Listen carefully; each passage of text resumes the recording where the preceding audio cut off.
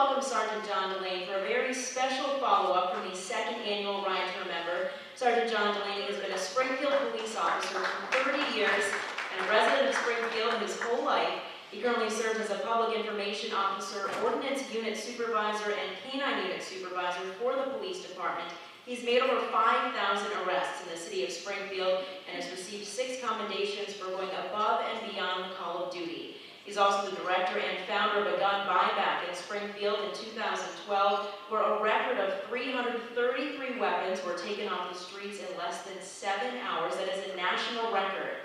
John has also been a college professor for the past 5 years at American International College in their criminal justice program and at Springfield Technical Community College for 2 years.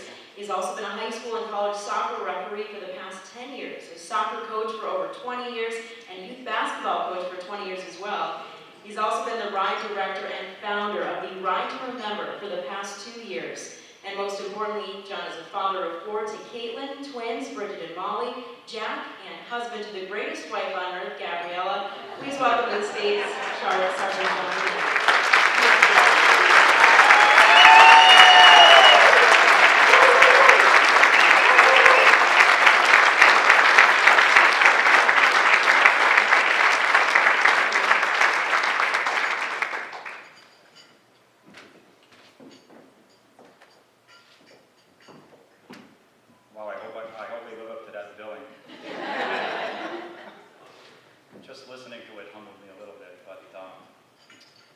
Shannon told me a couple of days ago that I'm speaking at tonight's.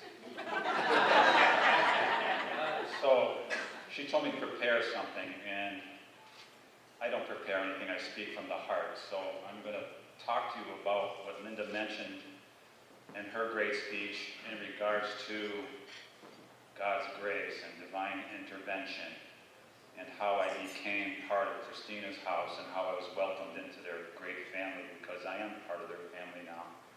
And about a year and a half ago, I was sitting in my office, in the commissioner's office, and it's very hectic, the job that I have. So many sleepless nights, it's a tough job. Not here complaining about it, it's just what I did, what I do. And I remember it was a morning, and I was sitting at my computer typing up a report that the commissioner was waiting for. And I had to prepare a speech for him. And I was on the phone talking to the press. And a detective that worked in my office, Charlie Yeomans, came in, and he said to me, while I'm on the phone typing a report, Shannon Mumblow and her mother-in-law are here to see you. So I looked at him, and I continued my conversation on the phone. I continued typing. And then when I hung up the phone, I started to continue, because I'm under a time constraint. I had to type this report.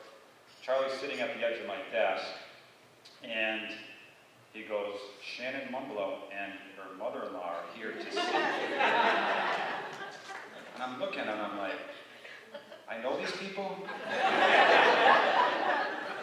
And he goes, boss, I told you about a week ago that some people wanted to come in to see you, and they said that you can help them. So, still not sure what I'm doing. I got out of my seat. I walked down the hallway with Charlie to the commissioner boardroom, and I'm walking down the hall with Charlie, and I said, what is this about? Were they a victim of a crime? Was there something a police officer was mean to them or something? What am I walking in here to? And he says to me, it's a charity. It's called Christina's House. And I'm looking at Charlie, I'm like, really? A charity? You know I have my own charity, right, that I work hard on? And he goes, boss, just go and listen. They said that you can help them. I got that, Charlie. I can help them. So I walked into the room, into the boardroom, and as I walked in, 2 beautiful, smiling faces were looking at me. And what caught my attention as I'm walking through that there was several boxes in the room with like these jelly jars with things cut out on the top of them for money donations. And then I see these pamphlets and I see these posters and I'm thinking to myself, Charlie, what did you get me into here?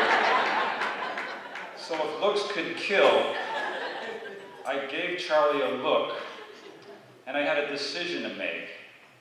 If looks could kill, he dropped dead right here. So I had a decision to make. Either I run screaming from the room that there's a crime that I have to go solve, or I sit down and talk to these two beautiful women. I stepped over Charlie's dead body,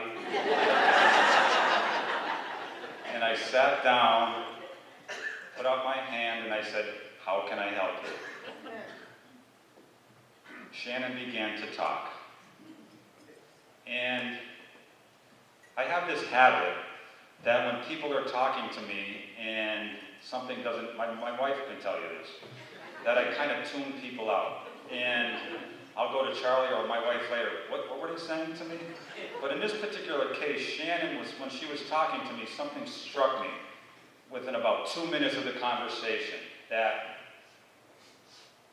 when she was speaking with passion.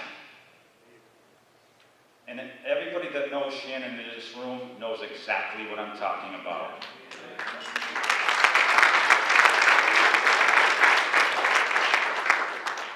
And because of her passion that I was able to observe right away, I tend to gravitate towards people that have that same type of passion because I have that passion for the city and the citizens that live here. And as she spoke, and I surround myself with people that are passionate. And it's very easy in this job to become cynical. And cynics are people that I push away. People that have passion, I tend to gravitate towards them, and vice versa, they gravitate towards me. I still to this day don't know why they came to see me. Table 19, the police officers that are sitting over there.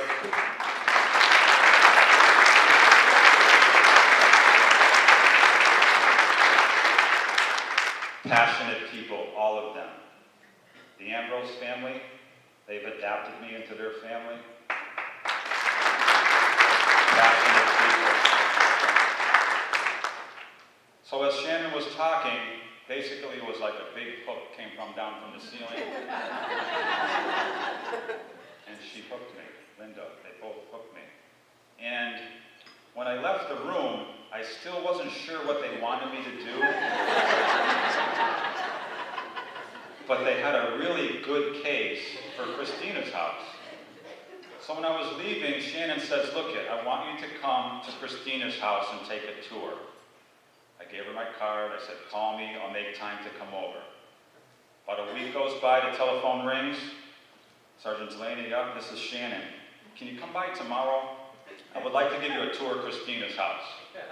And again, I'm not really sure why, but I said, "Yes, I'll go." So I pulled up with my cruiser, my police car, into the driveway, and there Shannon was greeting me with her 2 kids, and Linda was there too. And I'm walking around the house. It's a great house on Madison Avenue, and right in the center of Tornado Alley. And we're walking around the house, and I'm looking at the house, and they're showing me all different rooms, and they knew how to get to me because they brought me to the Kevin Ambrose room. Yeah. And a good friend of mine, I'll get into him a little bit later, took the tour of the house, and I was very gracious. They were very gracious hosts, and they wanted to show me the house. Again, why, I'm not really sure. So I left, shook their hand, I walked out into my cruiser, and I sat there.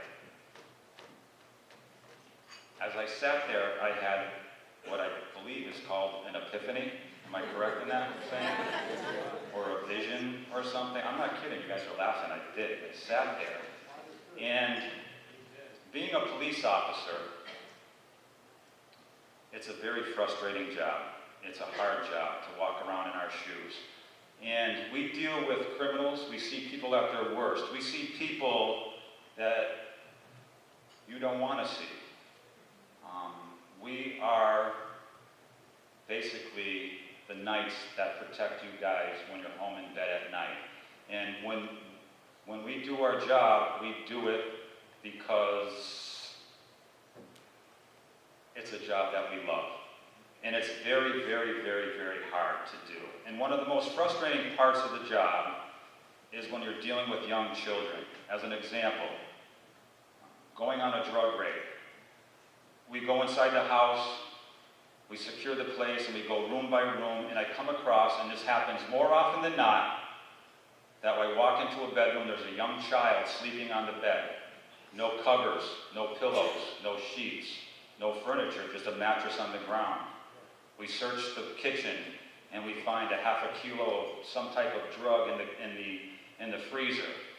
We look in the stove because they don't use the stove. There's no food in the house to feed these kids. And inside the stove, there's $50,000 in cash. Yet these kids are starving. So as a police officer, it's very frustrating that we put a Band-Aid on a gaping wound, where we can't do anything with this children but call the Department of Family Services. And the rock stars that I'm sitting with, they understand that feeling. Officer Eddie Van Zandt, stand up, Eddie, one of the greatest cops in Springfield.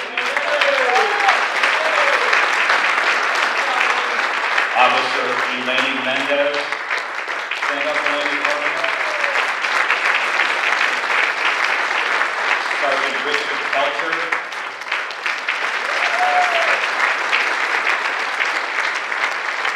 Deputy Chief William Cochran.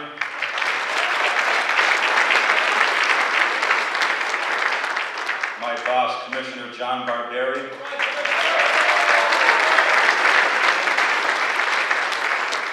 Kevin's brother, Marty Ambrose.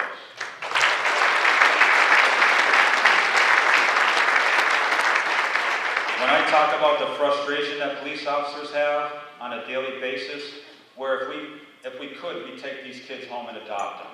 And it's very frustrating to come home and hug your kids at night knowing that the kids that you left on the street are cold, afraid, hungry. It's very, very frustrating. My epiphany. I'm sitting in the driveway. And Charlie's words came true. You can help them, boss. He said, you can help them.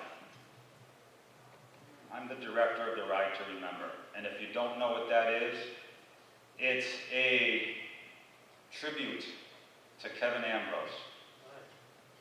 It started 2 years ago, and I tried to figure out how can we honor this man who was all about family. He gave his life for the citizens of Springfield, saving a young woman and their child in a domestic disturbance. Horrific call. His wife, Carla. I love her. She's one of the strongest people on the planet.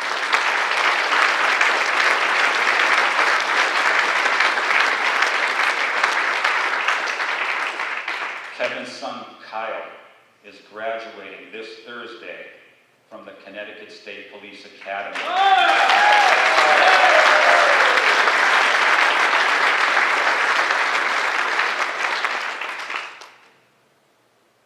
I wanted to raise money in the name of Kevin for the police memorial monument that's outside the State House in Boston. This is a monument that's near and dear to me.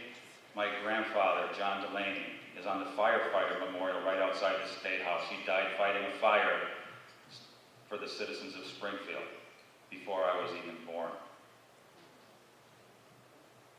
We raise with, basically the ride is police officers riding from Springfield, Massachusetts to Boston to go to the memorial, 106 miles.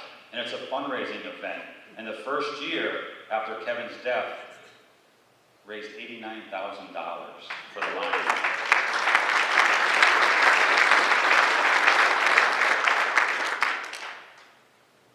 So as I was sitting there, it dawned on me that all the money that I raised the year prior, I don't have to give to the monument. That money that's raised because we're having a second annual ride, I wanted to channel it to the Christina's house. That if you signed up to do the ride, 210 police officers in the second annual ride rode from Springfield to Boston. They had to pay a fee. It was probably the proudest moment in my life, the first ride, because it was a complete motorcycle escort, 200 plus police officers going across the state, going down Boylston Avenue, riding up to the monument, people clapping and cheering. It was one of my proudest moments as a police officer. So as I was pulling away from the house on Madison Avenue, I called Shannon on the phone, and I told her my idea. And I said I have to run it by the committee. Shannon, I lied to you, there was no committee.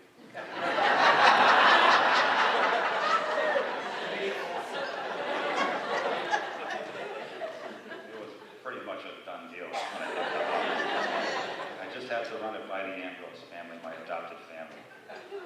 And you hooked them like you hooked me. And they said, go for it.